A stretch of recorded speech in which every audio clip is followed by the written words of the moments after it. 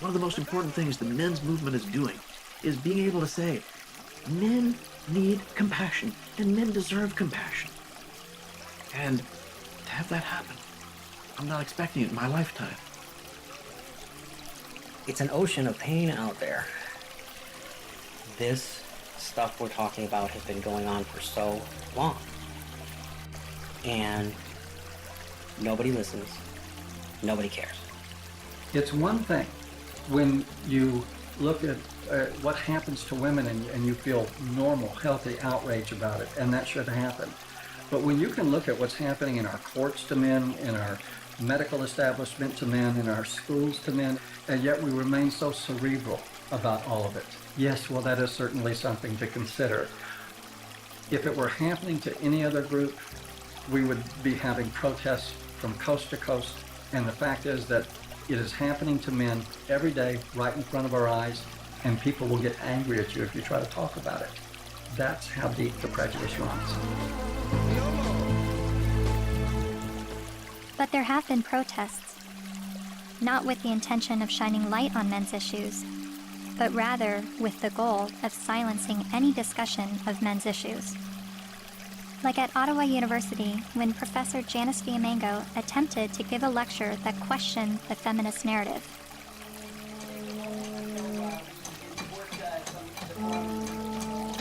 So you think this is a victory? Yeah, why are you so frightened of hearing an opinion different from your own? Then there was the first International Conference on Men's Issues in Michigan, where even Ms. Magazine urged its readers to protest the conference in hopes of shutting it down.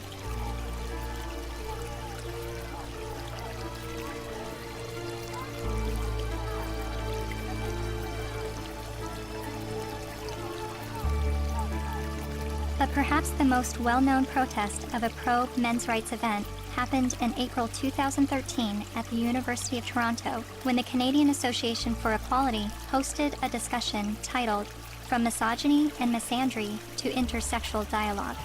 Well, in my 20s, when I went to Columbia to study art history, and that was in 68, and that was the height of the academic. And so suddenly I was confronted with the direct possibility of being drafted for that. And I discussed that with them.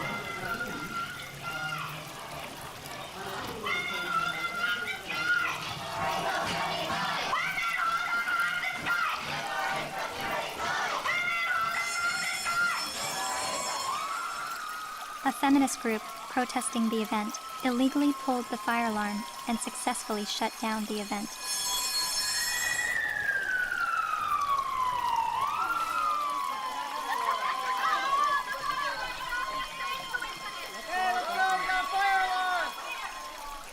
Once outside the lecture hall, feminist protesters and men's rights activists got to speak face to face. So, number one, shut the fuck up for a second.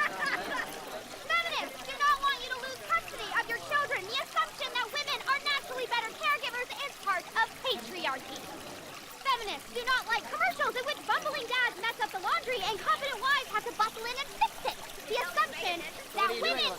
This is a list of the things that we're working toward. Now, if you would shut the fuck up for the 50th billionth time, we agree on, these are things that we're agreeing on. And these are things that you've actually all got skewed fucking views on. You think that feminists are trying to take away your fucking rights, but as a matter of fact, what we're trying to do is we're actually trying to work on the same things that you're working on, but except the fact that you're just too busy hating women. You can't fucking see that we're trying to work on those same situations. Are you conflating feminism, which is an ideology, with women, which is a demographic of society? Okay, Mr. Really for Dummies. Okay. You're still a hate An group. ideology. Yes. I also hate a lot of other isms. So you admit those? Racism, Like, sexism. oh, bullshit. You hate sexism, but you're an MRA. Okay, no, point taken. We win. Sorry. Okay. You don't actually work on anything. You're not creating any change in the fucking world. Your fucking website's a hate website against feminists. You're not actually creating any change. Feminists do not want you to have to make alimony payments. Alimony is set up to combat the fact that women have been historically expected to prioritize domestic duties over professional goals, thus minimizing their earning potential if their traditional marriages end. The assumption... I'm reading, fuckface. I'm trying to fucking... I'm letting everybody else hear it, okay? lesser entitled. The assumption that why? Why do you think the men's rights movement is at odds with feminism? What has created that clash and that war between each other? Well, one, feminism has spent the last 50 years demonizing men, which is sort of one of the problems. Feminist scholars have characterized men as inherently violent, inherently bad, inherently predatory, inherently oppressive. They have postulated that masculinity is a disease. Feminists aren't the only problem. Problems didn't start with feminism. So when I start criticizing feminism, I want you to know you're just part of the problem. They're just part of the problem. You calling men oppressors and women oppressed demonizes men, and I believe diminishes women at the same time. It's a way of telling men to shut up. It's a way of telling men that their experiences don't matter. You tell a man he's privileged, therefore anything he's gone through or anything he has to say doesn't matter. His lived experiences don't matter because he's privileged. So, how old were you when you started calling yourself a feminist? Or how many years ago? Probably about 3 years ago, I guess you could say. I'm relatively new. Yeah, but I'm pretty loud, so violence only helps the oppressor, not the oppressed. A lot of MRAs say that feminism doesn't fight for the rights of men. What would you say to that? Cry me a river. Really, because feminism is a movement about the discrepancies when it comes to women's equality. Because we're still not there yet. You know, so don't even start with that whole, oh, but you don't think about the men's issue. Well, then you know what? Start your own goddamn movement, which they have, but maybe make it a little more about legitimate issues like custody and alimony and things that you think are unequal, which all stem from patriarchy, not from, oh my god, feminists are trying to take away our kids. No, dipshit. That's not what we're trying to do.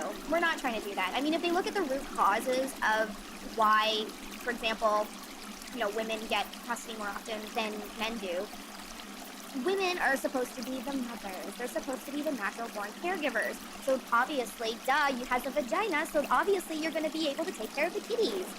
That's really what it is. It all stems from sexism against women. It's just the oppression dialectic needs to go. It's so hard to convince people to look at men's rights activism and support it without first allowing them to at least escape the stranglehold that feminism has on their minds. I do believe it is dogma. It's zealotry. There are good people in the feminist movement. There are not good people in the radical feminist movement.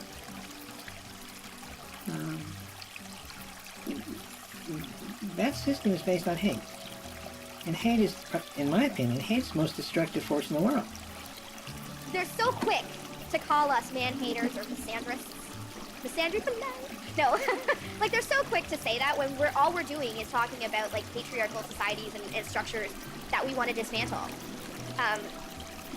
Nothing against men in particular, but just saying, hey, this is a system that we live in, and this puts men above women, and it's not necessarily their fault, but hey, recognize what's happening here, and let's work together to dismantle it. The omnipotent, ever-present patriarchy, the invisible force that directs all of our lives, right? And causes all oppression and all suffering, right? Our devil. And the beautiful, wonderful force for justice, feminism, the way. It's the way. It sounds like religion. It sounds like religion.